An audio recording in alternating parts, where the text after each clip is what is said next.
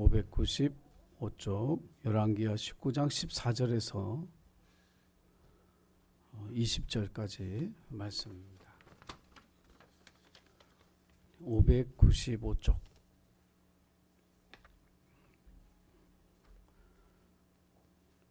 열왕기하 19장 14절에서부터 20절.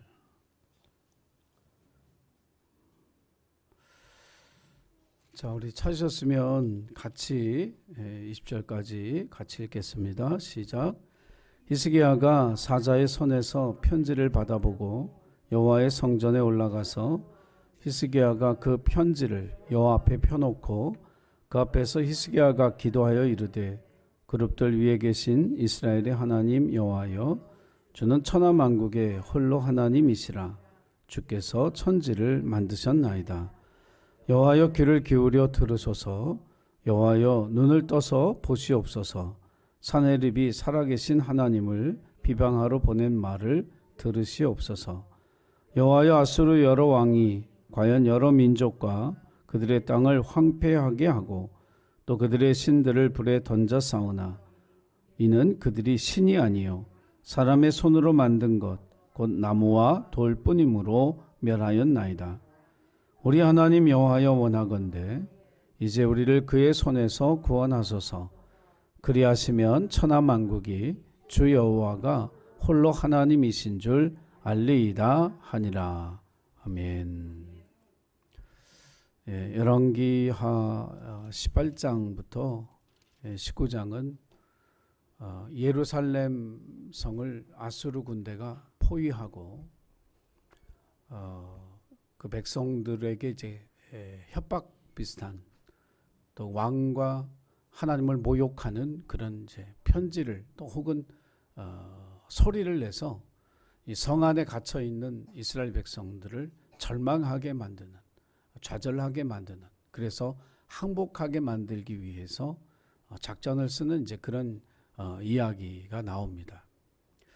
그 와중에 예루살렘의 성에 갇힌 이 히스기야 왕이 어떻게 행동했는가, 이것을 통해서 저와 여러분이 오늘 이 기도에 나라를 구하는 기도, 이런 제목을 붙였는데, 저와 여러분의 기도가 이 나라를 구할 수 있다라고 하는 사실을 기억하고 히스기야와 같은 기도자가 되어지는 우리 예신교회 가족들이 되기를 주님의 이름으로 축원합니다.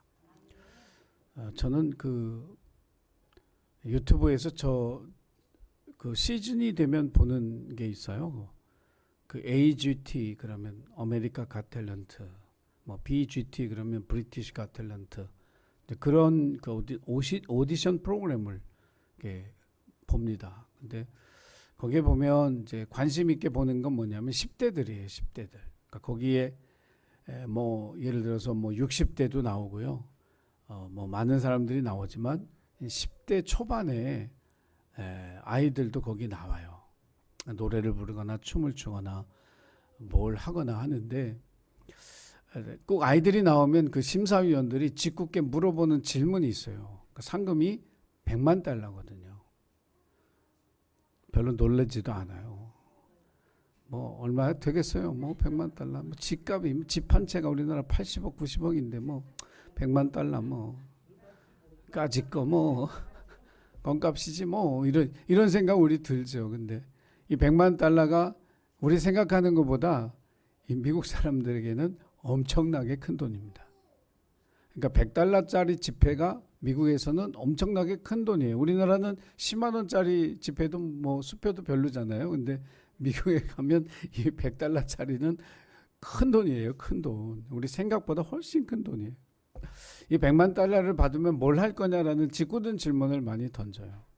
근데 그 아이들의 대답이, 그걸 들을 때마다 저는 참 제가 부끄럽다는 생각이 들어요.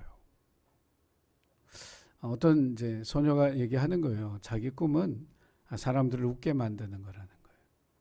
그리고 이 세상이 better world, 조금 더 나은 세상이 되기를 원한다는 거예요. 100만 달러를 네가 받으면 뭐 할래? 자기는 자선단체에 바로 돌려줄 거래요. 참 어떻게 보면 우리는 아이들에게 그래 경쟁에서 이겨서 승리해 그 승리의 대가를 네가 갖는 게 당연해 이걸 가르치고 있는데 미국 사회는 조금 다른 것 같아요. 네가 경쟁에서 승리해서 무언가를 얻었다면 그것을 다른 사람과 나눌 줄 알아야 된다. 이걸 한국에서도요 가르칠 수 있는 데가 교회밖에 없어요. 그래서 교회 학교가 중요한 거예요. 세상의 가치관으로 살아가는 사람들은 세상에 너무 많아요. 학교에서 다 그거 가르쳐요. 근데 하나님 나라 가치관으로 이 세상을 본받지 아니하고 살아갈 사람들을 어디서 키우겠어요? 교회에서 키워야죠.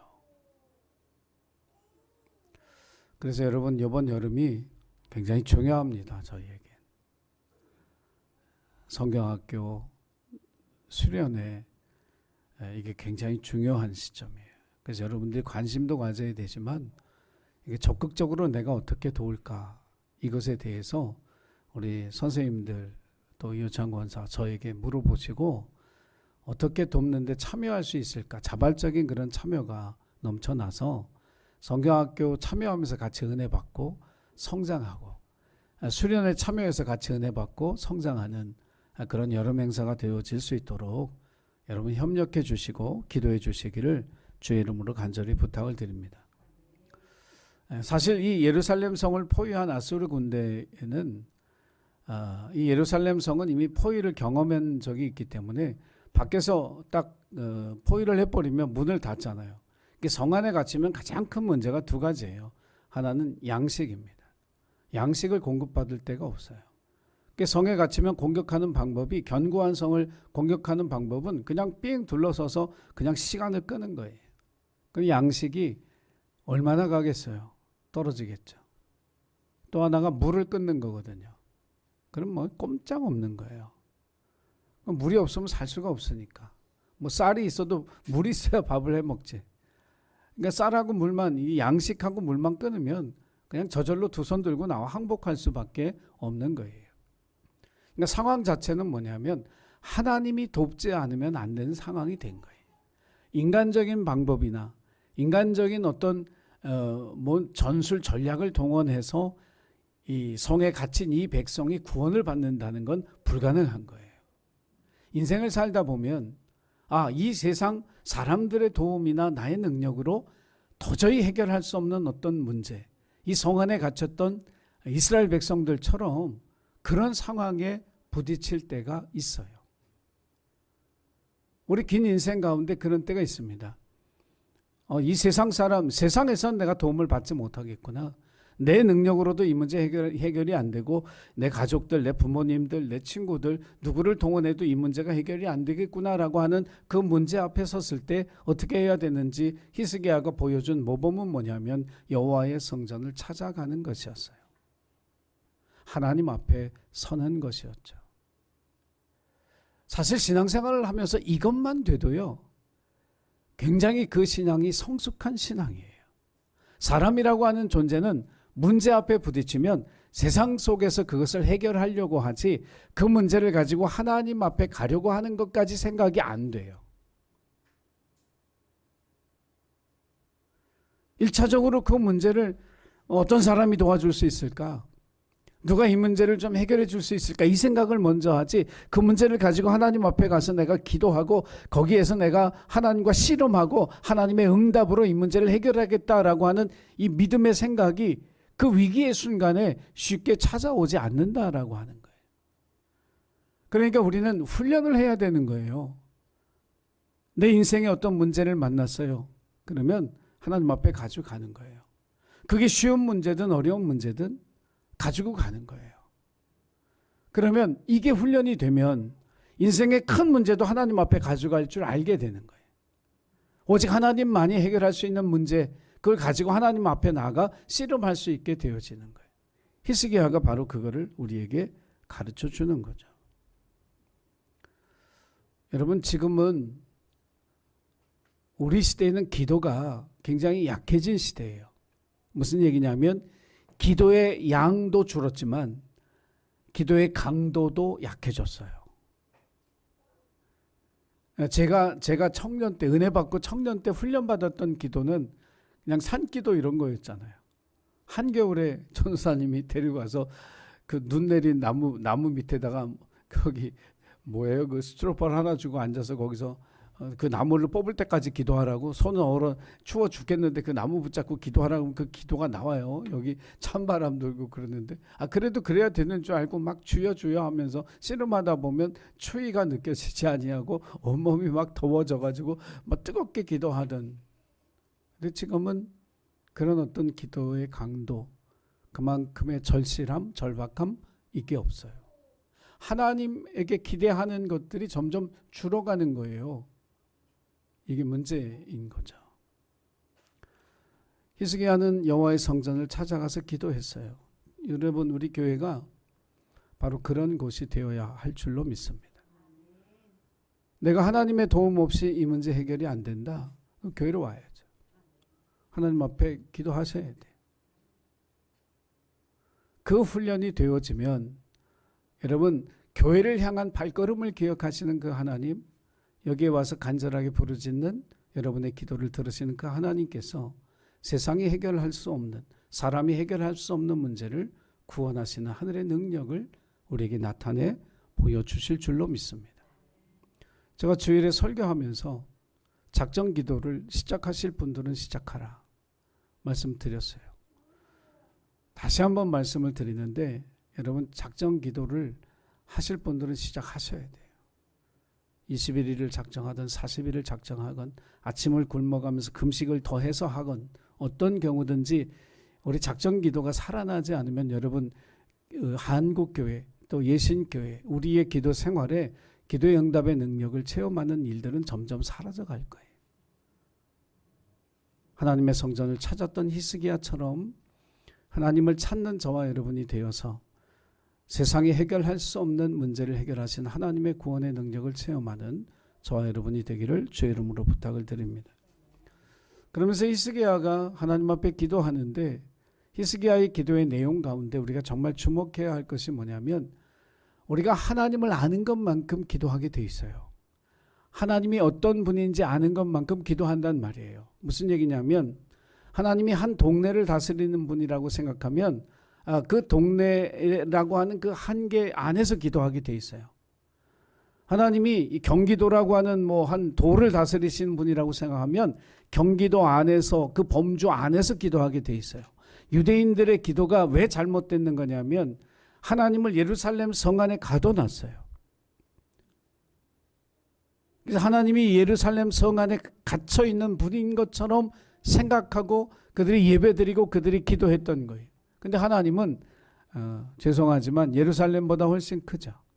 이스라엘보다 더 크죠. 이 세상보다 더 크신 분이거든요. 히스기야가 하나님 앞에 왜 이 세상이 해결할 수 없는 그 기도의 제목, 이 아수르 군대의 포위로부터 이 백성을 구원해달라는 기도를 하나님께 가져왔느냐면 오늘 본문의 말씀에 보면 15절에 하나님을 어떻게 고백하고 있냐면 주께서는 천지를 만드셨나이다. 할렐루야. 하나님은 세상의 창조자시라는 거예요. 사람의 창조자시라는 거예요. 역사의 주권자이시며 이 세상의 주인이시라고 하는 거예요. 이 세상을 섭리하시는 분이라고 하는 거예요. 이 포위를 풀을 수도 있고 이 포위한 사람들을 다 죽일 수도 있고 이스라엘 백성들을 단 한 시간 안에 다 해방하시고 구원하실 수 있는 분, 이 세상의 창조자이신 하나님 앞에 기도하는 거예요. 저와 여러분이 기도할 때 그 기도의 대상은요, 우리의 소원이나 들어주는 램프 속의 지니가 아니에요. 우리가 기도하는 하나님은 이 세상을 지으신 분이에요. 온 인류를 다스리시는 분이에요. 이 세계 역사의 주권자여 주관자, 이것을 저와 여러분이 깨닫고 기도해야 되는 거예요. 히스기야의 기도가 응답된 것은 하나님을 크게 봤기 때문에 그래요. 창조주이신 하나님 앞에 기도하잖아요. 그러면 그 기도가 제한이 없어지는 거예요.